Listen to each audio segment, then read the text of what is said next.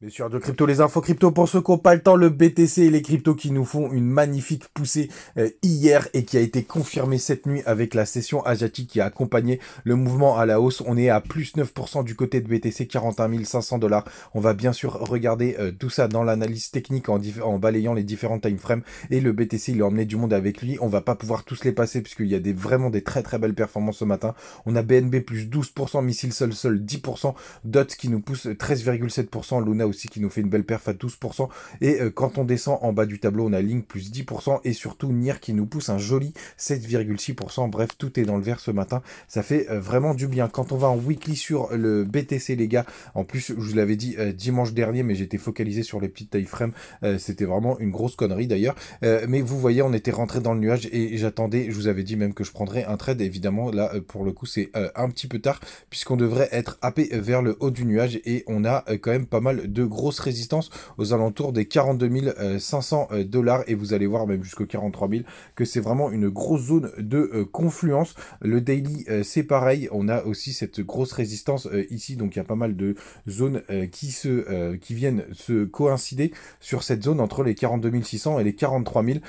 Hier je regardais quand même quelques vidéos de mes petits confrères parce que comme nous je voulais voir quand même si j'étais le seul connard qui attendait le retour au 0,618 pour pouvoir rentrer, et il y en a quelques-uns effectivement qui expliquaient, qui étaient assez sympathiques d'ailleurs, que j'aime beaucoup.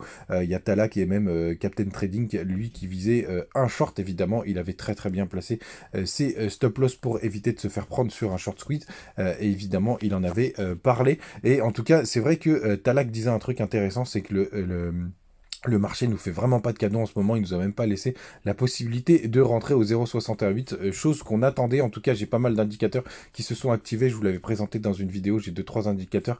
Quand ils s'activent en même temps, c'est toujours très bon signe. Pour l'instant, il n'y a que le SAR qui s'est activé, donc j'attends les autres, et tout ça, évidemment, je le couplais au 3D qui n'a pas encore croisé, on l'attend avec impatience. Donc là, attention les gars, on attend vraiment aussi quand même des W, on peut pas monter tout droit comme ça.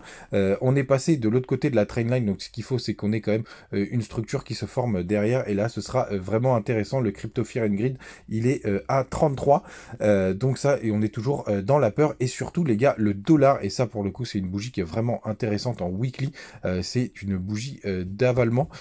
Et pour le coup, ça c'est assez bearish pour le dollar, et c'est quelque chose évidemment qu'on attend pour avoir une poussée des cryptos. Donc attention les gars à l'euphorie, hein, parce que le BTC et le marché laissent vraiment pas de cadeaux en ce moment. Et moi j'attends vraiment une structure. Je serais pas surpris qu'on fasse quand même un retest de cette trendline dans les prochaines semaines, ou voire même assez rapidement. Donc faites attention à vous les gars, le marché pardonne pas. Faites attention et je vous souhaite un bon samedi et à demain.